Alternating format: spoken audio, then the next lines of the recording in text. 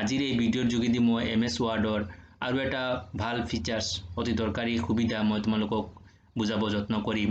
যেটো হৈছে হেডাৰ আৰু ফুটাৰ MS Wordত কেনেকৈ আমি হেডাৰ ব্যৱহাৰ কৰিব লাগে আৰু ফুটাৰ কেনেকৈ ব্যৱহাৰ কৰিব লাগে প্ৰথমে চাও কেনেকৈ হেডাৰ কি হয় বা হেডাৰ সম্পৰ্কে ধাৰণাটো ইয়াত দিব বিচাৰিছো তোমালোকৰ হাতত মই ইতিমধ্যে ইয়াৰ জেৰক্স কপি মই দিছো তাত লিখা আছে তোমালোকে ঘৰত পঢ়িছা নিশ্চয় আৰু যিবিলাকে যিসকলে পঢ়া নাই পঢ়িবা ভালকে গুটেখিনি নোটস ভালকে পঢ়িবা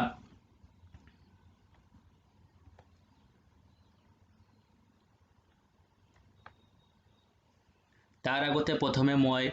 MS Word সম্পৰ্কে হেডাৰ সম্পৰ্কে ধাৰণা দিব বিচাৰিছো হেডাৰ কি হয় হেডাৰ হৈছে এনে কিছুমান টেক্সট বা ইমেজ যিবোৰ আমি এখন পেজৰ ওপৰত অন্তৰ্ভুক্ত কৰো এখন পেজ যিখন পেজৰ ওপৰৰ ভাগত অন্তৰ্ভুক্ত কৰিব পাৰো যেনে আমি কোম্পানীৰ নাম বা লোগো ইত্যাদি আমি অন্তৰ্ভুক্ত কৰো উদাহৰণ হিচাপে এখন স্কুলৰ যদি পেড বনাব বিচাৰো পেডখনত কি থাকিব এখন স্কুলৰ নাম এড্ৰেছ বা কন্টাক্ট নাম্বাৰ সেইখিনি থাকিব প্ৰত্যেকটো পেজতে যাতে আমাৰ এই কথাখিনি থাকে এইখিনি মই বাৰে বাৰে টাইপ কৰি থাকিব নালাগে এই বাৰে বাৰে টাইপ কৰিব নালাগে সেইখিনি কৰিবৰ কাৰণে মই হেডাৰ ইউজ কৰিম চাও কেনেকৈ হেডাৰ ইউজ কৰা হয় মই MS Word সফটওয়্যাৰটো খুলিছো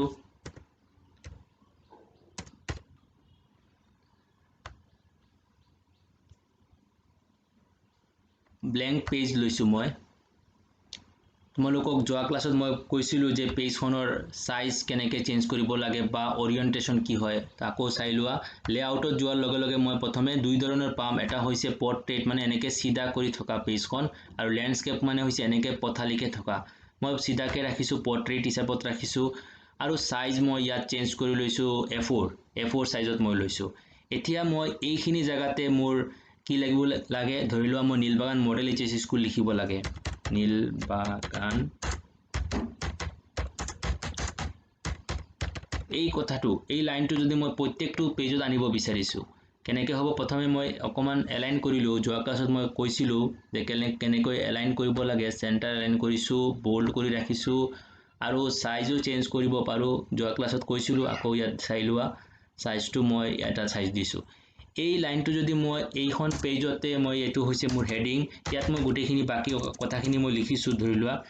আৰু এতিয়া এই লাইনটো যদি বা এই হেডিংটো প্ৰত্যেকটো পেজত এনেকৈ 2 নম্বৰ পেজতো আহিব লাগে 3 নম্বৰ 4 নম্বৰ গুটেই কেইখন পেজতে আহিব লাগে তেতিয়া হলে মই এই হেডাৰটো বা এই হেডিংটো ব্যৱহাৰ কৰিবৰ কাৰণে হেডাৰ ইউজ কৰিব লাগিব সোৱা তোমালোকে কেনেকৈ হেডাৰ ইউজ কৰা হয় প্ৰথমে মই চাই লও ইয়াত তোমালোকে ইনসাৰ্ট নামৰ এটা টেব পাই আছা সেই ইনসাৰ্ট টেবত যাব লাগিব ইনসাৰ্ট টেবত এইবিলাক হৈছে একোটা গ্ৰুপৰ ভিতৰত একোটা অপচন আছে প্ৰথমে তোমালোকে এই গ্ৰুপত আহি যোৱা হেডাৰ এণ্ড ফুটাৰ ধুনিয়াকে সোৱা হেডাৰ এণ্ড ফুটাৰ নামৰ গ্ৰুপত প্ৰথমে আছে হেডাৰ হৈছে যিখিনি অংশ আমি ওপৰত এন্ট্ৰি কৰো এখন পেজৰ ওপৰত থকা অংশখিনি